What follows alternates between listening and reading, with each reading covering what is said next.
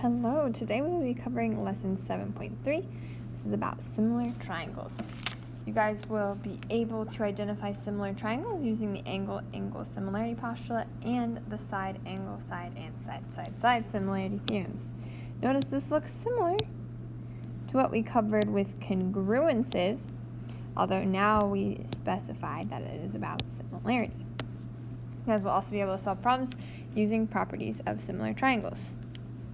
So our first new postulate this semester is angle-angle similarity.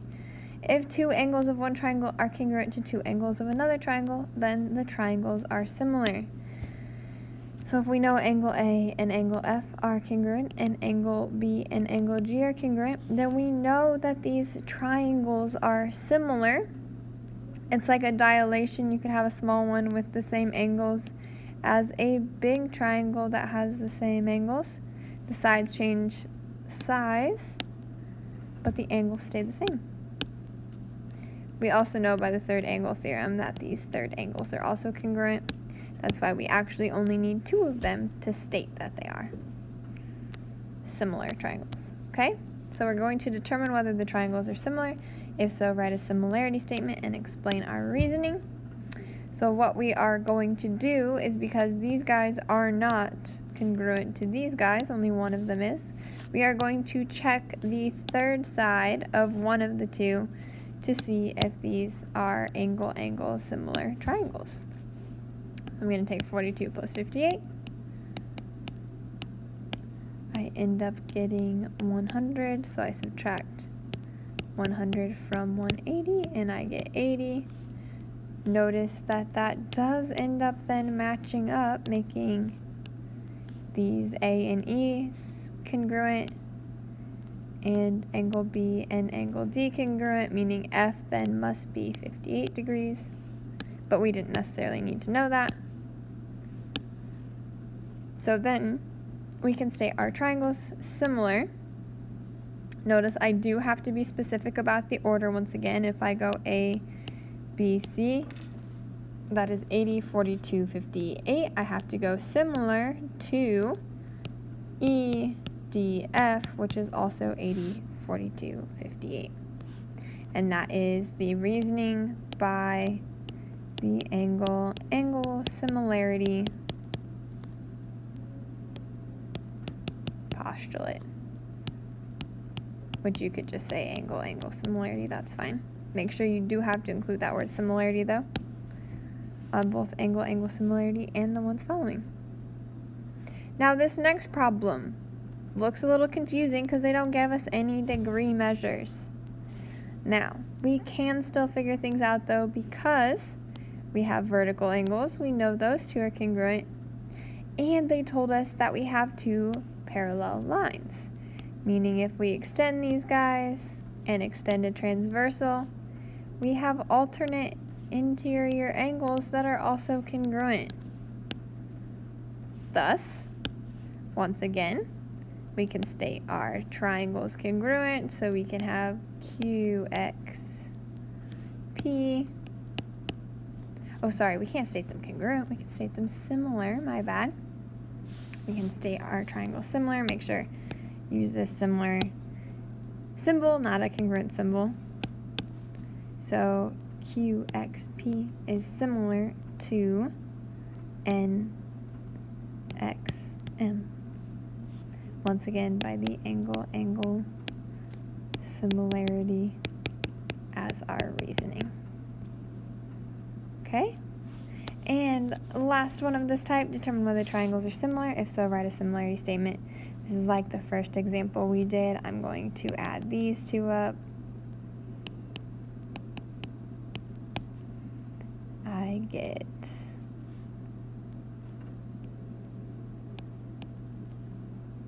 128. I subtract that from 180 to find the missing degree.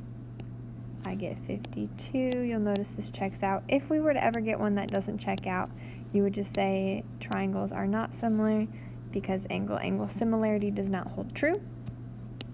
But we have match, match, we have match, and then we have a third one just for good measure. So we can start our triangle similar. I'm going to go ACB is similar to triangle GHF. I matched them up. Okay? And that is once again by the angle-angle similarity. Alrighty, now we're going to add more new theorems. We have the side-side-side similarity. This will look similar to our side-side-side congruence. And we have side-angle-side similarity, also looks similar to congruence. But this time you don't set things equal, you make up proportions to solve. So side-side-side similarity states if the corresponding side lengths of two triangles are proportional, then the triangles are similar. So if these guys are proportional to these guys, are proportional to these guys, then we know our triangles are similar. Now, it can be difficult, especially when things are not drawn to scale, to know what things to match up and put into ratios to solve our proportion. The way I like to think about it is I find my smallest number, which we'll see in a little bit with a real example. I'll put my smallest number of one triangle over my smallest number of another one.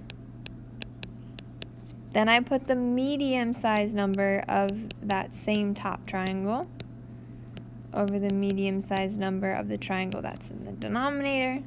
And then we'll do the same thing, but this time with the largest number. So I'm guaranteed that I can match the correct things up if I match up smallest to smallest, medium to medium, and largest to largest. And we can do that same thing with the side-angle-side similarity, except this time you have to make sure that there is an angle that is congruent to the angle in the other triangle between the sides in question. If it's over here, if they're trying to trip you up, and the congruent angles aren't both between the sides that have numbers with them, say it was like this, we cannot necessarily say that those are similar triangles, okay? So let's determine whether the triangles are similar. If so, write a similarity statement, explain your reasoning. This is a lot like what we did before, but now we have two new theorems. So, we don't have parallels, we can't just revert back to that angle similarity. We only have verticals that are congruent. So we can actually choose on this one if we want to use side-side-side similarity or side-angle-side similarity. I'm going to show side-side-side similarity with this one. So that way you can see the matching up of the smallest, medium, and large sides. So 4 is my smallest side in this triangle. And 6 is my smallest side in that triangle, so I'm going to put those in a fraction. Then I'm going to find my medium side 5 with my medium side 7.5. And then I'm going to find my large side 6 with my large side 9. And you'll notice I put all of the numbers from this triangle in the numerator and all of the numbers from this triangle in the denominator. That way I didn't mix anything up. And now I can just check my fractions. Make sure that they will divide to the same decimal. We actually get 0.6 repeating for all of these. So this checks out. We do have similar triangles. So I can go ahead and make a similarity statement. Triangle ACB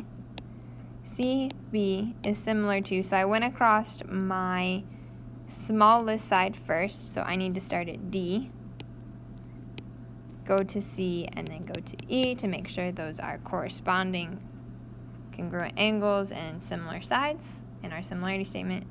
And then this, we use side-side-side similarity. Although you could have used side-angle-side if you had chosen to. Okay, now let's do the next one. Doing good, guys. This one looks slightly different than what we've seen. We have to pull back from middle of first semester and realize that that guy is a reflexive angle. It's congruent to itself. with both the small triangle and the big triangle. Thus, we can use side angle side similarity, especially since we don't have the third sides here. We can't use side similarity. So what I want to do is I want to compare this side with the smaller side of the big triangle, so make sure you add these up. So I'm going to compare 10 over 25 will equal to 12 over 30. We can go ahead and reduce our fractions. This is another way you can do it. I end up getting 2 over 5 because I divide both the numerator and denominator by 5. And I end up getting 2 over 5 for this one as well because I divide both the numerator and denominator by 6. That checks out. So we can go ahead and state our triangles congruent. M and P is, oh sorry, we're not stating them congruent. I keep saying that. Bad habit here. We're stating them similar. Triangle MNP similar to triangle MRS. And then that is by the side angle side similarity. All right. Hopefully so far so good. We have one more of these. Determine whether the triangles are similar. If so, write a similar statement and explain your reasoning. We want to have these vertical angles, so we will try to use side angle side similarity. You need to pair up your smaller two sides of each triangle and then your larger two sides of each triangle. Don't just go across the way and assume you pair up those and those. In this case, that's not true. Pair up the smallers and the largers. So we have 2 over 6 equals 4 over 12. Check these out. I'm going to do actually all 3 possible ways you can do it. We get 1 over 3. That checks out. We get 0.3 repeating if we tried to do it as a decimal. We also, if we tried to do the cross product, we would get 24 equals 24. So all of these check out. We know for sure that these triangles are similar. So I'm going to say yes, similar. And then state my similarity statement, RQP. So I started at the vertical. So triangle RQP is similar to triangle R, and then I went across the shorter side, TS. And that is by side angle side similarity. So, we actually did not exhaust all the possible ways you could solve this. If you understand the way we've been doing it, you might want to fast forward through this part of the video, but there's a couple other ways we could do it. We could actually flip both of these fractions. Because it doesn't tell us to compare one triangle to another, you can flip them. This is going to give us 2 equals 2. If we reduce, it'll still give us 24 equals 24. It'll still show that these are similar. It has to. But that's another way that you can do it. And a third way, this is not my favorite way, although it works. I like doing it the way we've been doing it. You can compare the sides within the 2 triangles. You can say shorter over longer side of small triangle equals shorter over longer side of big triangle. And you can do that same comparison. If you recall from a couple lessons ago, there's actually 4 possible ways that you can correctly and get the same answer for every proportion. You can set it up 4 different ways. It'll give you the same thing. Notice this one will give us 1/2 equals 1/2. It'll give you 24 equals 24. It will still tell you they're similar. So you choose your favorite way and go from there. Okay? Now if you notice, we're seeing these reflexive, symmetric, and transitive properties once again. At the beginning of the year, I guesstimated that we'd probably see them about 6 times. I think we're way over 6 times. Maybe you have a different estimation. Anyway, these properties still hold true for similarity. A triangle is similar to itself. That's reflexive. Two triangles can be similar to each other no matter which way you write them. And the transitive property, if you have three triangles, the first two are similar, the second and the third are similar, so the first and the third are also similar. So we are going to solve some algebra now using this idea. It's basically what we did a couple lessons ago. We are going to use the fact that RS is parallel to UT, and then the information they gave us is already on our picture to solve for RQ and QT. In the past, last semester, we would have went ahead and just said things were congruent, set them equal, gone for it. We're talking similar now, so we need to set up proportions. So I need to make sure I know what angles are congruent to what angles, so that way I can set up my proportion correctly. So now that I've found out using vertical and alternate interiors, I know that 10 and 4 have to be similar, and I know that x plus 3 and 2x plus 10 have to be similar. So I'll set up my proportion, 4 over 10, equals, because I use this in the numerator, I have to use x plus 3 in the numerator as well, 2x plus 10 in the denominator. Cross multiply.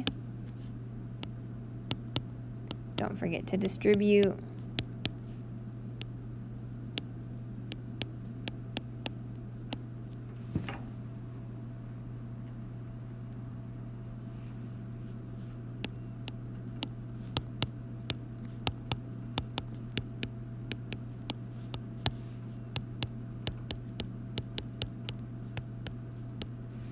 So we get our variable. We're not done there yet. We have to plug it in to find RQ. So 5 plus 3 is 8. And we have to plug it in to find QT. 2 times 5 is 10, plus 10 is 20. Okay? We'll do basically the same thing for the next one, except this time we have some decimals.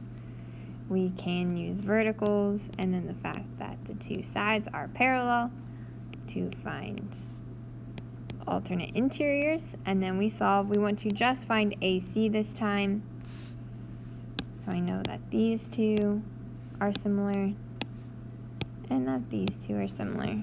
So I can set it up. I'm going to do 38.5 over 11 is equal to 3x plus 8 over x plus 2. Cross multiply, distribute. You can pause me anytime you need to work through something at your own pace.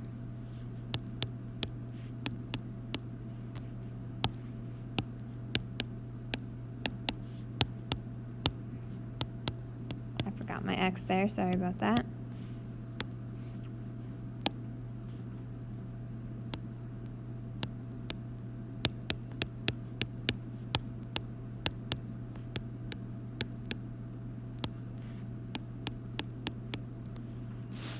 And then to find AC, we just plug this in.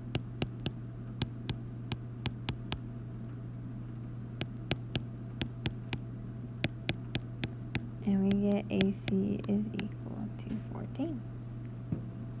Alrighty. Now, we have some real world examples now. These might be some of the most real world things that we are going to do in geometry.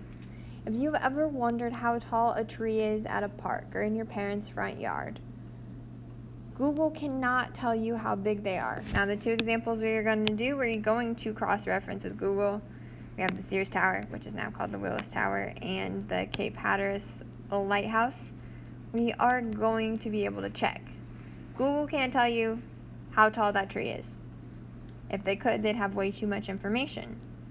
So instead of climbing up in the top of the tree and measuring it, which would be basically impossible, and if not impossible, very dangerous, you can use math to find that. I think that's really cool. So So actually what is going on here is the fact that there is 2 triangles here. You have the triangle formed by the height of the tree and its shadow.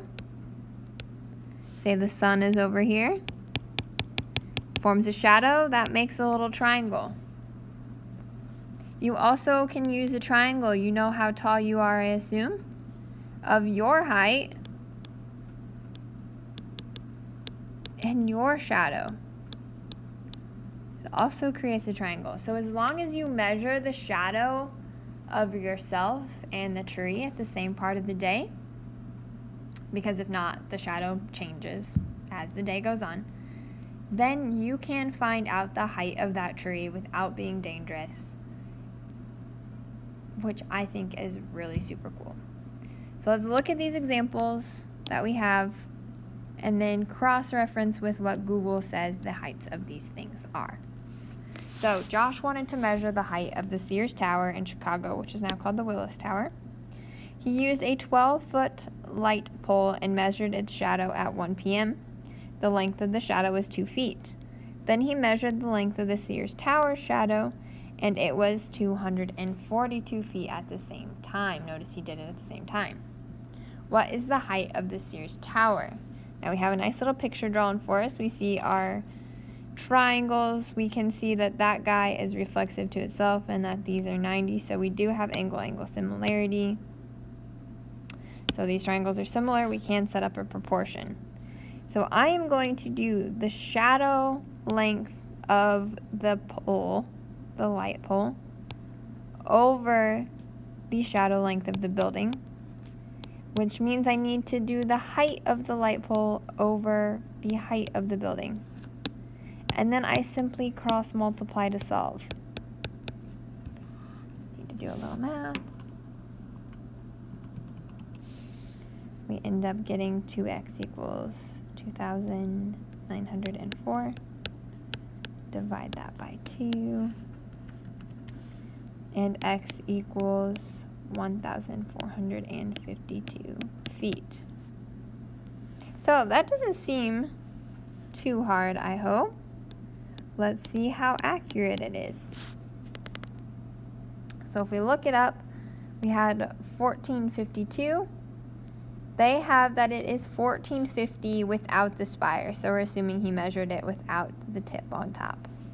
So that is actually pretty awesome. We didn't have to drop a almost 1,500 a foot tape down. We could just use math and the length of a shadow. The real, we'll put that here, is 1,450 feet. I don't know. I really like these. And then we'll do another one. On her trip along the East Coast, Jeannie stops to look at the tallest lighthouse in the U.S. located at Cape Hatteras, North Carolina. At that particular time of the day, Jeannie measures her shadow to be 1 foot 6 inches in length and the length of the shadow of the lighthouse to be 53 feet and 6 inches. Jeannie knows that her height is 5 foot 6 inches. What is the height of the Cape Hatteras lighthouse to the nearest foot? Now notice these all have inch measurements. If you want to switch these to a decimal, you simply can find the decimal by dividing by 12. So these are all 0.5 measurements. If you also wanted to, you can solve this using inches. You can convert everything into inches. Anyway, once again, I'm going to do the shadow length of the person, Jeannie, over the shadow length of the building,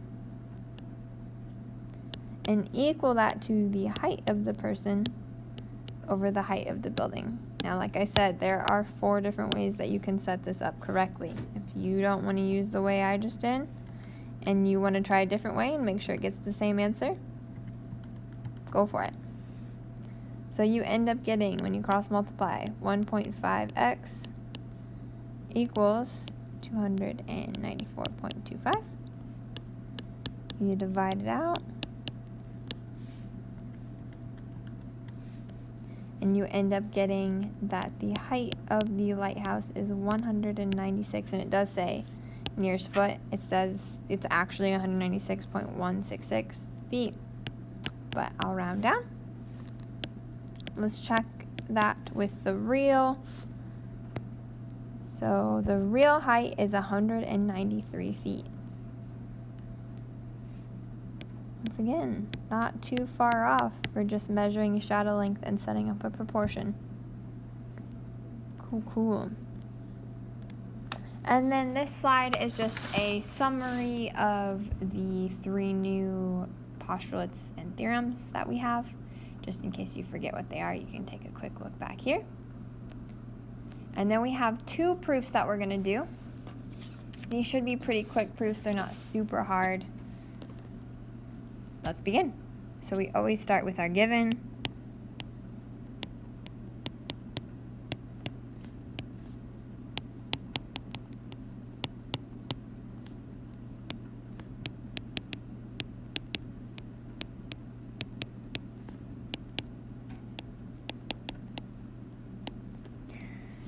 So if we were just thinking through this and trying to solve for a similar side or something, we would assume that that is enough information. We would already know in our brains that we're good to go to say that these triangles are similar. Problem is, we technically don't have enough information. We need to be a little more thorough, because the definition is that the 2 pairs of angles are congruent. Right now we are stating equality of one pair and just the fact that the other pair are right. So the only thing we have to do is state that these are congruent. So we go ahead and say angle 1 is congruent to angle 2. That's totally fine. We did that last semester, so we can use it again. This is just the definition of congruent angles. We can go between equality and congruence, or congruence and equality, using that reason. And we can state that angle E is congruent to angle R because all right angles are 90 degrees, so right angles are congruent.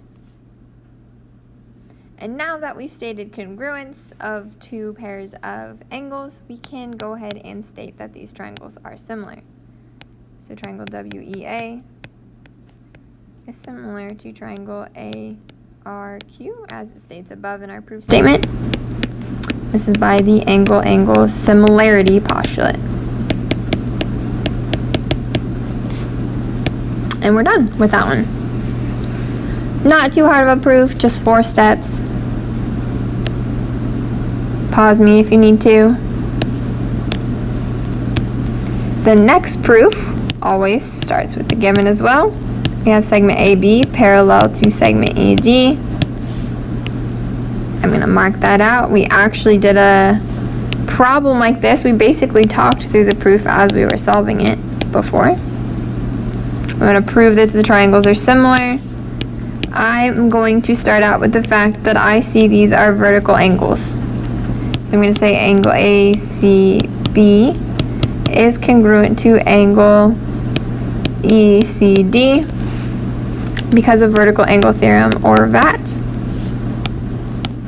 And then I also know if I extend the parallels and create a transversal that these 2 angles are congruent. So I am going to state angle D congruent to angle B. I can just say angle D and angle B 1 letter each because that does not reference any other angle. And that is by alternate interior angles theorem. And then once again, I already have enough to prove that these triangles are similar. And once again, this is by angle-angle similarity. And we're good to go. Alrighty, have a great afternoon.